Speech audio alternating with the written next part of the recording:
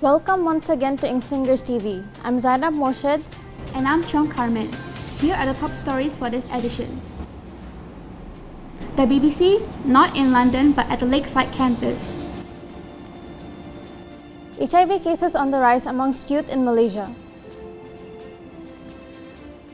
And I'm Jocelyn Ng with your entertainment news. Where we didn't go to the cinema, but the cinema came to us. All that and more later.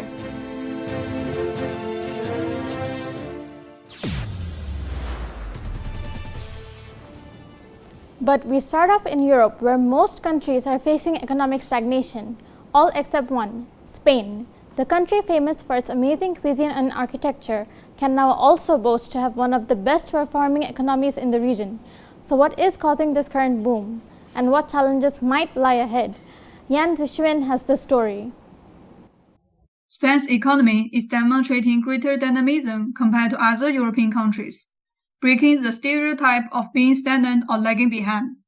From 2023 to 2024, Spain maintained fourth place in Europe with GDP growth rates of 2.7% and 3.2%, outperforming both France and Germany by a wide margin. Aside from the widely recognized influx of migrants fueling labor supply and consumption, what other forces have driven Spain's economic surge? Spanish commercial counselor Juan Guia offers his unique perspective. Regarding the public expenditure, there's been a very relevant effort at the European level to impulse our economy, to foster long-term growth and prosperity through the European Union recovery funds. That has been an effort globally in the whole Union. And Spain has been successful in mobilizing those funds, and that has also increased public expenditure. We have mobilized 140 billion euros in the last years for projects related to infrastructures in digital economy and energy transition. That has also helped the growth during these years. And with regard to external demand, I would mention the good behavior of the services. Not only tourism that has been performing well, because also of the risks of other markets. People tend to go to a safer market, that is Spain. However, Spain trails major economies in emerging tech investments. Its key sectors, such as tourism, are not well suited for integration with experimental technology, leading to stagnant productivity and disadvantages in the international market. To counter this, the Spanish government upholds free trade policies and leverages its growing influence within the EU to attract investments.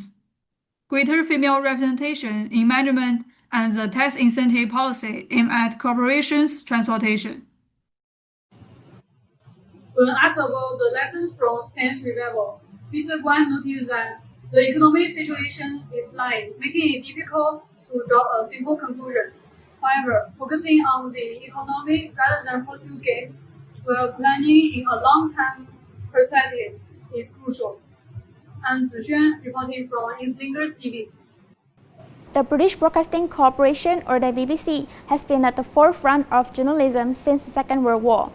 Recently, their BBC World Service team left their offices in London and headed here to the Klang Valley for the recording of BBC World Questions Malaysia, but made a pit stop to Taylor's University Lakeside campus for a forum on truth, trust, and worldwide journalism.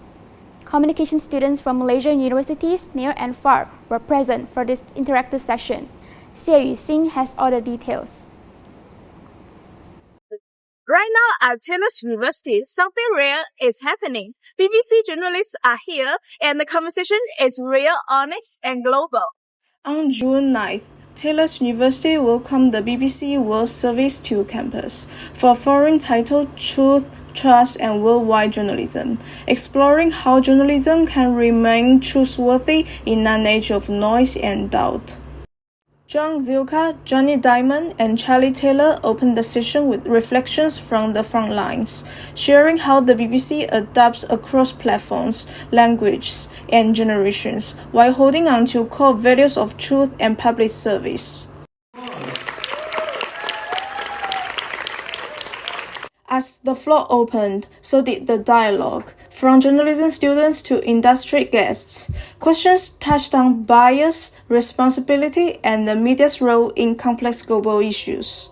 It is a great moment for me to hear that there are different opinions, there are different ways of telling a story, different emphases.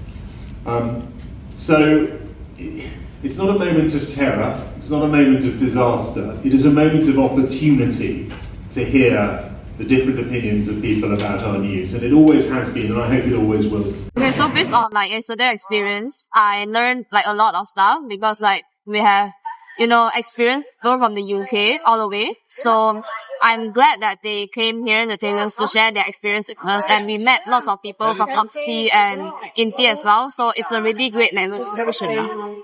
The session ended not with conclusions, but with connection. A quiet reminder that journalism, when built on trust, doesn't just inform, it brings people together. From media freedom to global conflict, today's questions didn't hold back, and neither did the answers too. I'm Yuxin, reporting from InkSlingers TV. Malaysia recorded the second lowest blood donation figure since 2021. According to the Ministry of Health, with under 114,000 new donors in 2024, we are well below the World Health Organization's recommended 5% self-sustenance benchmark. To help the nation's daily target of 2,000 bags of blood, Taylor's University recently held its 10th Blood Donation Drive 2025. Here's Zainab Morshed with the full story. Here at the Grand Hall at Taylor's University, donation efforts have been underway since this morning. Blood drives help fill urgent shortages, but the bigger challenge is sustaining the supply throughout the year. With certain blood types in low supply and components like red blood cells having short shelf lives, the goal is to prevent the supply from running dry, not fill it up just once. The donation process starts with registration, a quick health screening, and blood grouping to ensure donor and patient safety. Once collected, blood must be stored between 1 and 10 degrees Celsius to remain safe. After it's issued from the blood bank, it must be used within 4 hours or it has to be discarded. A 2023 study by Hospital University Science Malaysia found that over 600 blood units were returned within 8 months, and most couldn't be reused because they no longer met safety conditions. A large portion of wasted blood came from standby requests during surgeries ordered just in case but never used. Some were also requested unnecessarily, like for patients whose hemoglobin levels were already normal. Blood has a short shelf life, so wastage limits availability during emergencies. To learn how this drive keeps donations steady, we spoke with the organizing chairperson. So usually during our blood donation drives, we do not prioritize any particular blood type because we think all blood types matter. So there's no plans for prioritization for any blood type. No, because in fact this year's blood donation drive we actually received an increased number of pre-registrations. So we are expecting more donors, especially young ones because we are in a university. Our blood donation drive is an annual event under our student society. So we think that some of the donors they come back regularly, and actually quite a few, I wouldn't say a few, some of them they donate regularly as well, not just through our blood donation drives but also blood donation drives outside. We use multiple platforms. So our first one would be Instagram. So we posted posters and also stories on our Instagram page, and also promoted to other like student societies and clubs and societies in Taylors, and we also promoted it on Campus Central and My Times. These two are the more official ones, and we also promoted through WhatsApp, mostly to our student society members. According to our registration form, we actually surveyed like how did they know about this event. So most of them actually found out about this blood donation drive through Campus Central and My Times, because like these are the platforms that they usually use during their studies. So it's the first advertisement that pops up when they use My Times or Campus Central. I'd say I think more than half of them were from those two. PDN will be responsible for this. So from what I heard, they usually text, like they remind the donors that they can donate 3 months after the donation drive through text. In a system of voluntary giving, every donation counts, but the pattern of who gives and who doesn't will shape what comes next. This was Zainab Morshed with InkSlingers TV. Coming up after the break, clearer guidelines on suicide reporting.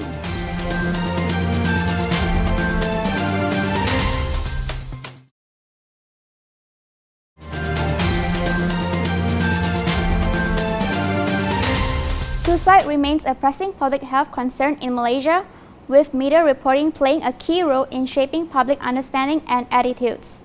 Over the years, experts have called for greater responsibility and sensitivity in how such cases should be covered by the media. Communications and Media Content Forum, or the CMCF, together with the media professionals, mental health advocates, and policymakers, formulated the recently launched Guidelines for Reporting and Sharing of Suicide-Related Content. Shannon Aoyong has the details. Suicide is a difficult topic, but how we speak about it can make a real difference. In Malaysia's diverse society, where cultural and religious sensitivities shape our views, responsible reporting matters more than ever. That's why the Communications and Multimedia Content Forum of Malaysia introduced the Suicide Reporting Guidelines, a tool to help media and digital platforms cover suicide-related issues. The guidelines were launched with strong support from national leaders, including Datuk Seri Fahmi Fadzil, Minister of Communications, highlighting the government's commitment to safer, more responsible reporting. This initiative encourages the media to avoid sensationalism, respect the privacy of grieving families, and use language that doesn't promote stigma. The goal is to encourage help-seeking behavior and prevent harmful effects like suicide contagion, all while respecting Malaysia's rich cultural and religious diversity. That's an excellent question, and it was something that was addressed in the guidelines itself. I don't remember which page is on, but there is specifically on how to address suicide-related content based on faith-based communities. It may be the Muslim community, it may be the Christian community, any other religion. Everyone has an opinion, or at least a basis on how the faith looks at situations or topics like suicide. So what we've put in the guidelines is that a lot of times the angle is always about how religion would punish suicide or how it's unaccepted, and this builds into the stigma. So what we have put into the guidelines is a guidance on how there are faith-based communities like in mosques and temples, etc., who give support to people who are having issues. And I think that's the best thing for us to change in terms of the narrative. It's not about punishment, it's not about doom and gloom, it's about how these faiths can help support people who are in crisis, and that's one of the things that the guidelines include. It was actually triggered from the pandemic. So we came up with this guidelines, or we thought about having to develop these guidelines because during the pandemic, there were a lot of situations where people are, locked up in their houses. Mental health issues was prevalent, and there were quite a few of cases relating to suicide. And it was being reported not just by reporters, but at that time, I think Twitter was still a thing. There were Clubhouse, I think that was a thing for them, and people were talking about suicide in ways which were very harmful. And we realized that it's probably because people were not aware that there are guidance in speaking about suicide, so that's why we came up with it. Okay, the first one is a better understanding of suicide, the fact that it is a public health issue, and the fact that there is absolutely opportunities for people to get support, and it's something that can be prevented. Any conversation, any content about suicide needs to have the same objective, which is suicide prevention. And I feel that if everyone, whether you are a TikToker or you're a journalist or anyone who's producing content, if you put that in mind, suicide prevention, I think that would really, really help in the long run. This newly launched suicide content guidelines aim to protect lives by guiding how media talks about suicide with care, accuracy, and responsibility. This is Shannon from InkSlinger. HIV cases of late have had a worrying increase here in Malaysia. The Malaysian AIDS Council reports that most of these cases are not due to drug abuse, but instead because of unprotected sex. And while nearly half of all new HIV infections involve those in the 20 to 29 age bracket, a high number of teens are testing positive, some as young as 13. To tackle this issue and to help spread awareness, education initiatives along with an online platform is being rolled out. But what exactly is Protect Now Hub and how does it help? Chong Carmen has the details. HIV cases are increasing among youth in Malaysia, raising serious concerns about awareness and prevention. But why are so many still at risk? Most of these new cases are among those aged 20 to 29, and even teenagers are being affected.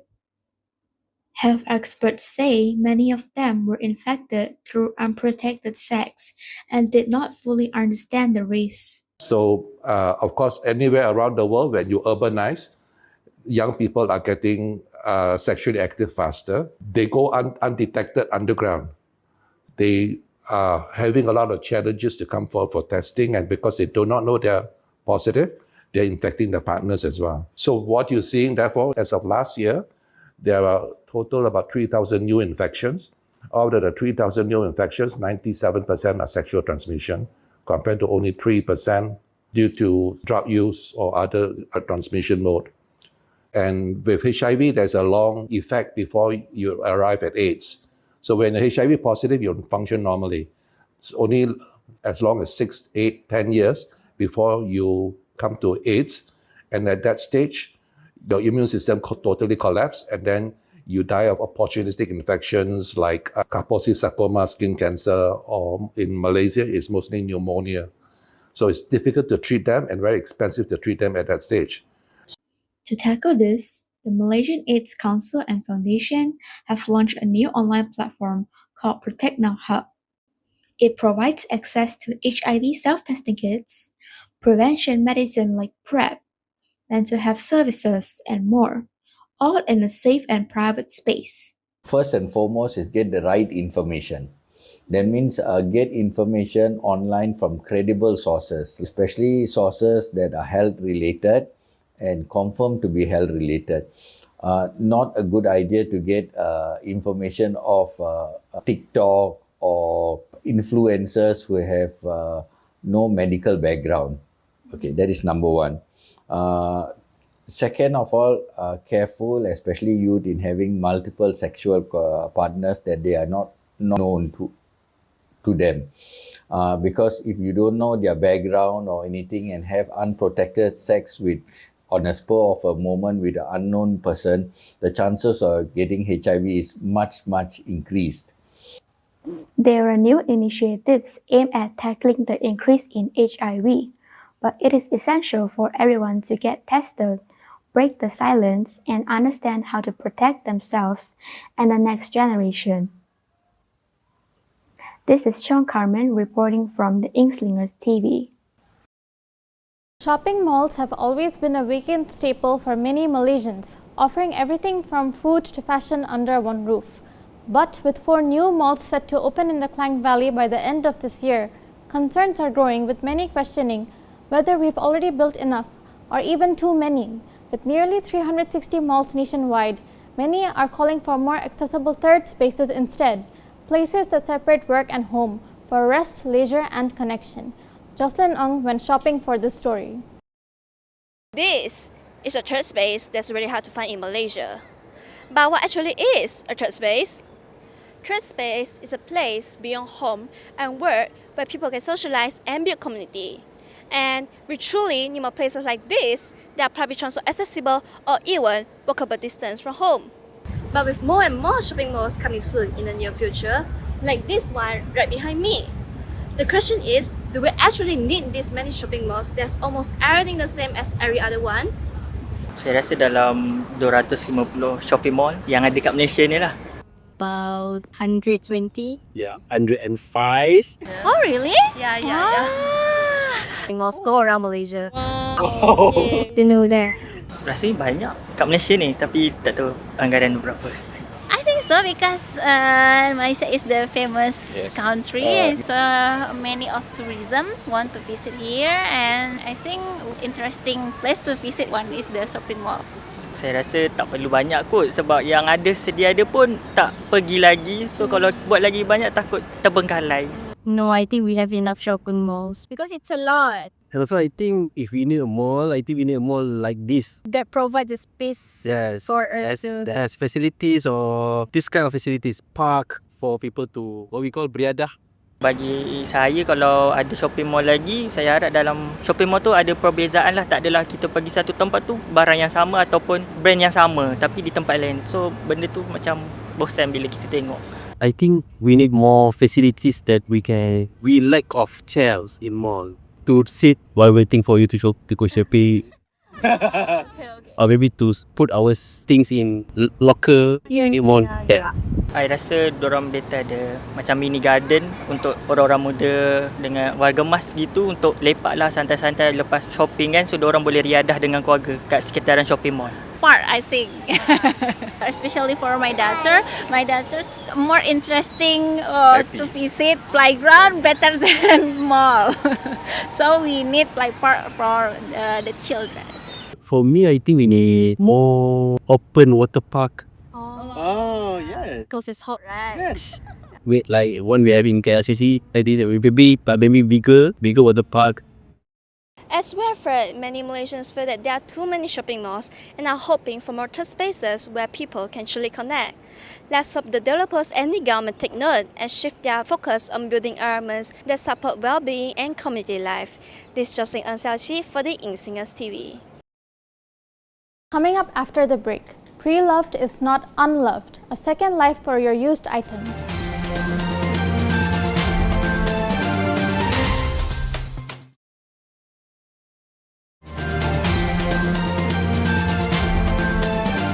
While Malaysia's unemployment rate amongst fresh graduates has seen a steady decline post-pandemic, underemployment remains a worry, with approximately 40% of university leavers working in roles that they are overqualified for and are usually underpaid. Ensuring this isn't the case for Taylor's graduates, the annual Taylor's Career and Employment Day was back at the university's Grand Hall recently. Jointly organized with Talent Bank, it featured over 50 leading graduates employers with over 8,000 roles available. Soon-to-be graduates seized the opportunity to explore potential career paths, secure internships, and gain valuable insights into the job market. Shannon Aoyong has this story. Students at Taylor's University took a bold step toward their future careers as the campus hosted the highly anticipated Career and Employment Day 2025, a collaborative effort between Taylor's Career Services Centre and Talent Bank. Held on June 18 at the Grand Hall, the event brought together over 50 companies offering more than 8,000 job opportunities across a wide range of industries from tech and finance to marketing, engineering, and customer service. Students also had the chance to polish their job search skills through resume clinics, mentor session, and career talks, helping them gain insights and confidence in navigating the job market. Students have not been to a career fair before. What they should do is prepare themselves, have their resume ready, and network with the employers that they come. Don't be specific as, oh, the employer that I want to see is not here, but network with all the employers that's around. At least they get to feel, how it feels like, know more about other industries as well. Yeah, because this session also is more on exposure. Yes, it's for more them, of exposure. Right? Yeah. Then you will find out maybe a certain industry based on the requirement is suitable for a particular student. Yeah. Also for the final year student who are going to graduate, they should take this opportunity to actually look for any vacancy available, for the job. Yeah. All right. We also have the interview room, right, where some of the industry are ready, to interview the students. Yeah. I think because the industry is very vast, they come from different industries. I think they are looking at, and because a lot of people are also coming in and out, I think the best is to try to stand out and make an impression. Either you make an impression with the way you interact with the employer, or you make an impression on your resume that really make them remember, oh, I remember this person, let's call them for an interview. Because we talk about industry, right, based on the position that we like to recruit, basically the main industry or the field of study is important. But do not forget there are so many transferable skills and interpersonal skills that students need to actually obtain in order to make them more outstanding to get the position.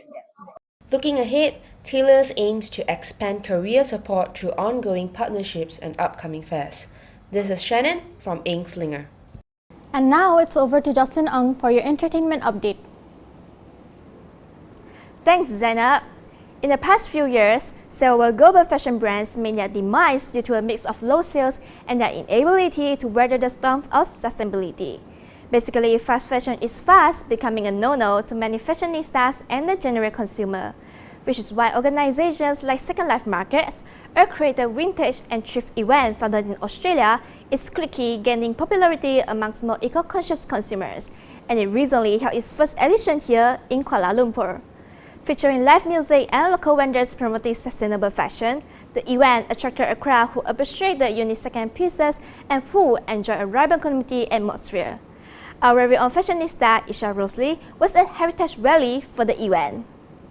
An Australian second-hand market called Second Life has landed in Kuala Lumpur, offering vintage clothes and live DJ sets. The market, which is reputable overseas in Australia and the UK, aims to combine fashion, sustainability, and community events all in one space. From racks of colorful pieces to rare designer finds, shoppers here are on the hunt for one-of-a-kind pieces. For many, it's not just about style. It's about making more responsible choices and supporting a circular fashion economy. To learn more about the vision behind Second Life Markets here in KL, we spoke to the organizer who brought this to life. I actually started in Second Life in 2022. So Second Life was actually established in 2019 by my two best friends, Stella and Meg. It started off as like a small garage sale between 15 friends, and it's just kind of grown organically since then in Perth. Finally, I've brought it over to Asia, which is really special to me considering I'm Malaysian. KL just felt like the most perfect next step for Asia. I feel like KL has a growing population of culture savvy youth, but they also care about like the pieces that they're wearing. And also considering the vintage scene is still quite niche, it is also growing at the same time. And it is a very apparent scene in Malaysia, as much as it is still small. Bringing Second Life to KL felt like a point of difference to these events because, you know, we aren't just your regular thrift event. Honestly, when I was thinking of bringing it here, I wasn't exactly sure of the type of audience that we would be bringing. I was very impressed to see and also feel that the Second Life energy was really copied and pasted from, you know, our events in like UK and Australia. The people that come to Second Life, you know, you have to pay a ticket, and usually most of these events are like free of charge. We keep the community a lot more tight-knit, and we have a very careful selection of vendors that really take the time to curate each of their pieces and what they sell with us. There's a bit more creativity behind it, as well as just general taste and an understanding for good quality vintage, rare archive pieces as well, and the meaning behind purchasing or sourcing a special vintage piece. For our first event, we did collaborate with Fifth, and they are a store based in Taman Paramount, and I believe that they're quite renowned in the vintage scene. So I was very excited to have them on board because they obviously helped in curating an amazing lineup of sellers. But I think I was most excited to have Antwerps. They sell a lot of rare YSL Mombasa bags, which are actually really hard to find, and their collection was pretty impressive. So it was really cool to see. I think I'll definitely start with doing 4 events a year in Malaysia. Malaysia is also starting to become quite the hub in Southeast Asia, and I would love to be the pioneer of vintage fashion in that style, like vintage events. For shoppers, the market is more than just a place to buy clothes. It's a community accompanied by music and coffee. Music plays a big role in setting the event's tone, with 8 local DJs taking turns energizing the crowd throughout the day. Well, when it came to the genres, I had house in mind, but at the same time, I also have to remember that I am a performer, so I have to be able to play music based on what the crowd wants. So I started with a bit of tropical house, and then I ended up playing a back-to-back with another DJ named Damien. And we just read the crowd after a while, and we realized that they wanted something a bit more crowd-friendly in terms of maybe a bit more commercial, something that they would know as opposed to, you know, music that we prefer playing. I think when it comes to the role we play, we are a performer at the end of the day, so our main job is to get people in the vibe to spend money. I know it sounds wrong, but I think when you have good music, you are open to doing a lot more new things. So yeah, we definitely tailor their vibes and we try and get them excited because, you know, when you're excited, you tend to make impulsive decisions. So I think it's really good for exposure as you meet people from all over the city that come to shop. I think it's great being able to meet new people who have been in the scene already and could give me opportunities for things that they see me fit in well. With its successful debut, Second Life Markets is proving that sustainable fashion isn't just a trend. It brings together style, community, and environmental awareness. This is Isha reporting for InkSlingers TV. Malaysia's cinema industry has faced its fair share of challenges in recent years, from pirated downloads and illegal boxes to COVID-19 and competition from streaming platforms. Even now, box office numbers for international content hasn't fully recovered to pre-pandemic levels, but there's been a paradigm shift here in Malaysia, where moviegoers have been filling out cinema halls to watch locally produced films. So why this change in viewing habits? Golden Screen Cinema's CEO Ms. Koh Mei Lee, who is also a adjunct professor at Telstra University School of Media and Communication, recently presented a lecture on the evolution of cinema and what it takes to peel Malaysian movie fans away from their phone screens to the big screen. Chong Kamen with this story. From the silent era to the golden age of Malay cinema, the movie industry has gone through decades of change. And today, students at Taylor's University were taken on a cinematic journey through that history. In an engaging inaugural lecture titled The Evolution of Cinema, Golden Screen Cinema CEO Koh Mei Lee offered perspectives into how movie and consumption habits have changed over the years. Speaking to a crowd of students, Koh Mei Lee recalled how GSC was one of the first cinema chains to shut down during the pandemic. With theaters closed for almost 2 years and major movies delayed, the box office plummeted. And when cinema reopened, a Hollywood strike followed, pausing productions and promotions globally. As new content slowed down, many turned to streaming platforms like Netflix or Disney Plus, since movies were released faster online. Consumption habits change as people watching movies from home has become a habit. Despite the challenges, Koh Mei Lee highlighted the silver lining, the rise of local Malay cinema. Movies like Blood Brothers earned over 70 million ringgit, surpassing many international movies like Thunderbolts. Audiences connected with the improved quality, compelling stories, and cultural relevance of Malaysian productions. According to her, nowadays, movies are no longer just transactional, but conscious spending, real-world experience, brand quantity, brand that cares, and quality, not quantity. Cinema is changing, but one thing stays the same. Great stories brings people together. As GSC CEO Koh Mei Lee reminded students today, GSC equals to where memories are made. And no matter your age, there is something for everyone. This is Sean Carmen reporting from the InkSlingers TV. With over $50 million globally, Honor of Kings or HOK is starting to put a serious dent in Mobile Legends stranglehold in the gaming industry. Launched around 10 years ago, HOK boasts a daily usage of 3 million players, with Malaysian gamers preferring its better gameplay and connectivity. But active Malaysian players and participation in international tournaments have been lackluster in the past. But all that is about to change thanks to the MKL Spring Season Playoff held at Sari Pyramid recently. Acting as springboard and qualifiers to the World Cup event, with the top 3 teams heading to Saudi Arabia for the global event. Guan Xing has the crystal details. 3 days Malaysia King League Spring Season Playoff was held in Sari Pyramid, attracting a large number of players and esports enthusiasts to watch the game. As one of the current global promotion focus, Honor of Kings International Service is actively exploring the Malaysian market. Absolutely, a professional league brings structure and visibility, makes the game more than just entertainment. It becomes a career path and culture phenomenon. Malaysia esports market has been impressive growth, driven by mobile game and strong group.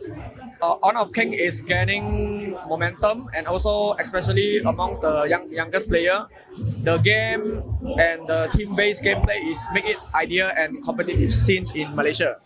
And lastly, one unique advantage of MKL is diverse player base and also growing interest in mobile esports. However, the challenge included limited infrastructure and investment compared to the major region like China. That same Malaysia strategies, location and community offer opportunity to reach multiple markets.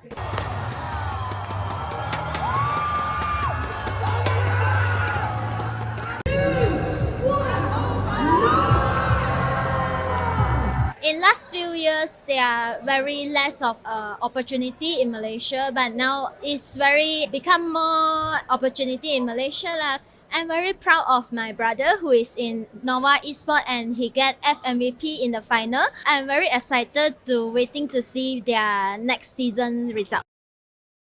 With the emergence of champion, the top 3 teams, Nova, BSE, and AG, will also be ready to represent Malaysia in the upcoming Esport World Cup. I'm Nixing, reporting from the InkSlingers TV. And that's all the entertainment news we have for this edition. I'm Jocelyn Ng Xiaoqi. Thanks, Jocelyn, and that's all the time we have for this edition. I'm Cheong Carmen. And I'm Zainab Morshed. Till next time. Thanks for watching InkSlingers TV.